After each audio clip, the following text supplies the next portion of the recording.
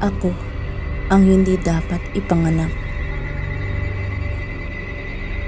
Kung may pagkakataon kang purahin ang sarili mong pag-iral, gagawin mo ba?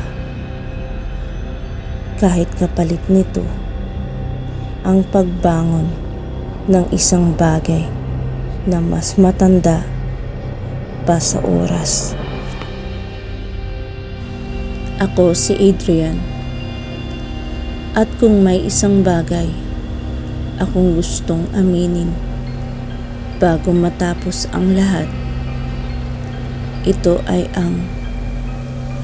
ang katotohanang matagal ko nang alam na hindi ako dapat ipinanganak.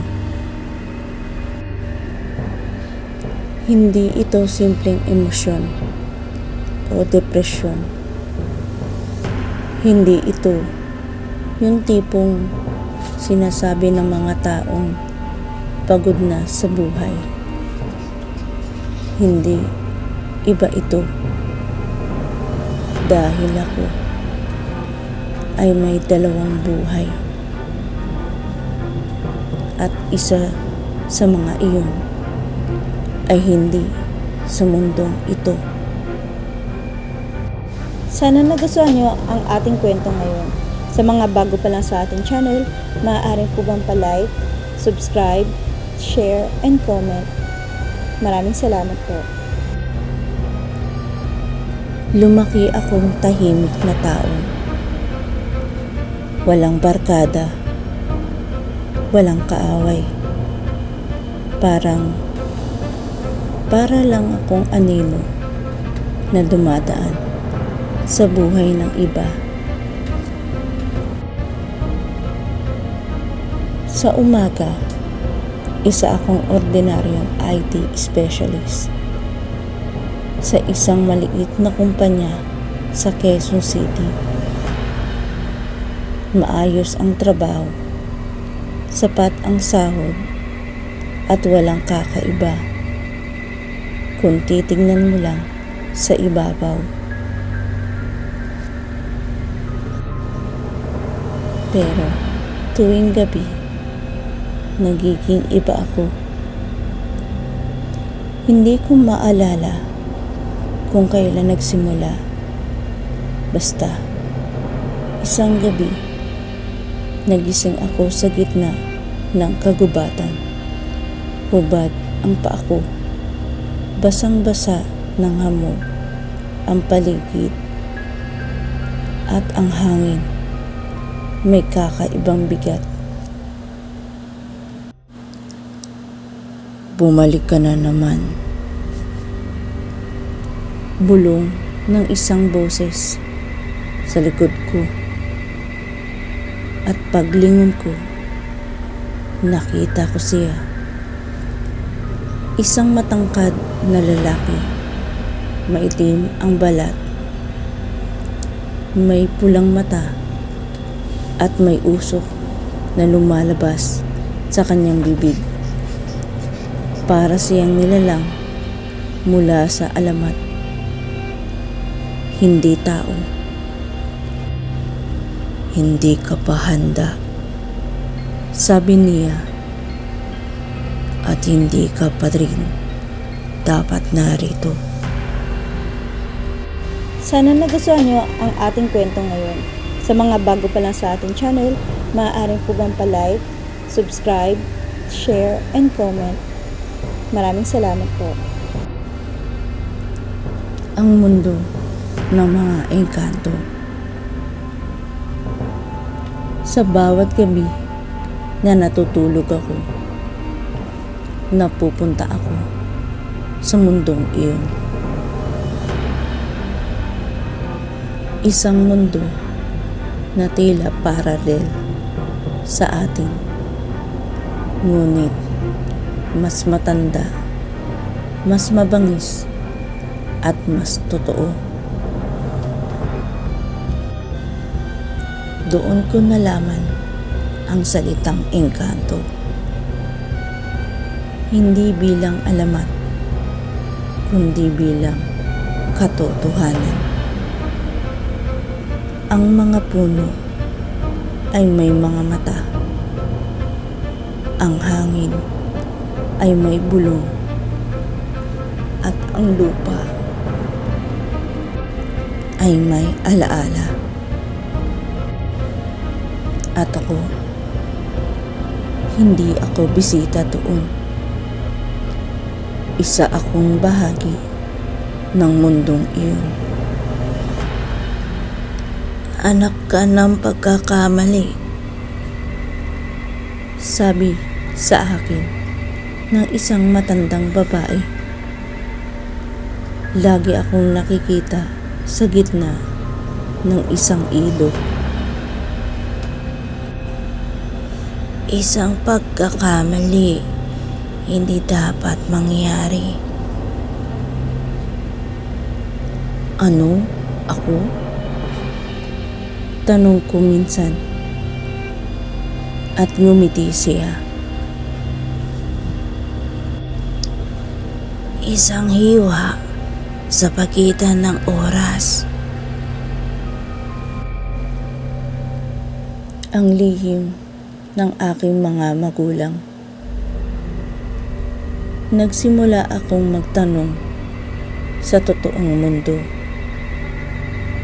Sino ba talaga ang mga magulang ko? Lumaki ako na ang alam ko lang ay namatay sila sa isang aksidente noong bata pa ako. Pero habang sinusuri ko ang mga lumang dokumento, may nakita akong kakaiba. Walang birth record o ospital. Walang eksaktong oras ng kapanganakan. At higit sa lahat, may isang lumang larawan ng nanay ko. Sana nagustuhan nyo ang ating kwento ngayon. Sa mga bago pa lang sa ating channel, maaari po bang pa-like, subscribe, share, and comment. Maraming salamat po. Nakatingin sa camera na parang takot na takot. Sa likod ng larawan, may nakasulat. Kung mabubuhay siya, magsisimula ang wakas. Isang gabi, dinala ako ng lalaking may pulang mata sa isang lugar na hindi ko pa napupuntahan. Isang bilog na may mga bato. At sa gitna nito, isang itim na butas na umiikot para sugatan ang realidad.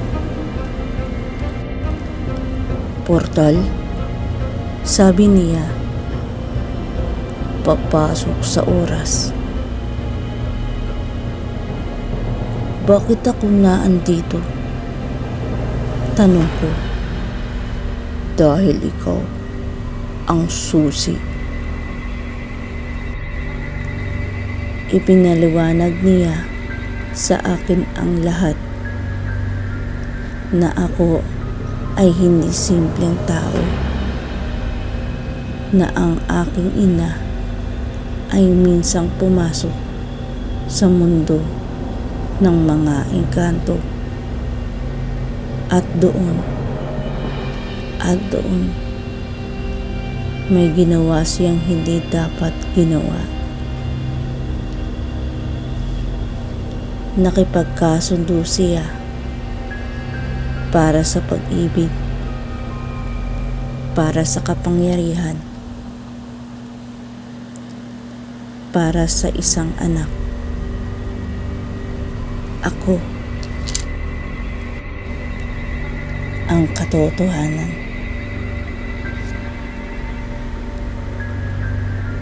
Hindi ka dapat ipinanganak, sabi ng nilalang. Hindi ang pag-iral mo ang magbubukas ng isang puwang. Isang puwang na nagpapahintulot sa aming mga pumasok sa inyong mundo. Nalamig ako. Ibig mo bang sabihin, ako ang dahilan? Tumango siya. At gusto mong itigil ito. Tumuro siya sa portal. Kailangan mong bumalik at patayin sila. Sana nagustuhan nyo ang ating kwento ngayon. Sa mga bago pa lang sa ating channel, maaari po bang pa-like, subscribe, share, and comment. Maraming salamat po. Ang desisyon. Buong buhay ko, pakiramdam ko, wala akong silbi. At ngayon, may pagkakataon ako maging mahalaga. Kahit kapalit nito ang sarili ko. Kahit wala ako. Kahit hindi na ako kailanmang ipinanganak. Tumayo ako sa harap ng portal at pumili.